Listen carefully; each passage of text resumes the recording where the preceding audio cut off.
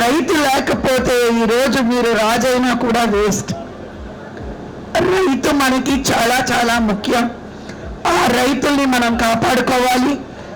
వాళ్ళకి ఏ సదుపాయాలు కావాలన్నా ప్రతి ప్రభుత్వం ముందు నిలబడాలనేదే నేను ఎప్పుడు కోరుకుంటాను. ఎందుకంటే మా నాన్నగారు అమ్మగారు రైతులు,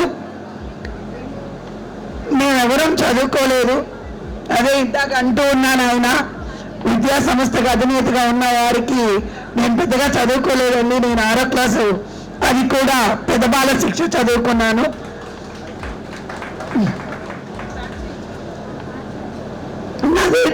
నేనేంటంటే నాన్నగారు అమ్మగారు పొలాలకు వెళ్ళినప్పుడు నేను కూడా వెళ్ళడం, ఏదో అన్నీ 5వ సంవత్సరం నుంచే వాడితో పొలాలకు వెళ్ళేదాన్ని. వాడు నారు నట్టేటప్పుడు నేను కూడా ఆ బురదలో దిగి నారు నట్టేదాన్ని. కాకపోతే అది కరెక్ట్గా ఉండకపోవచ్చు.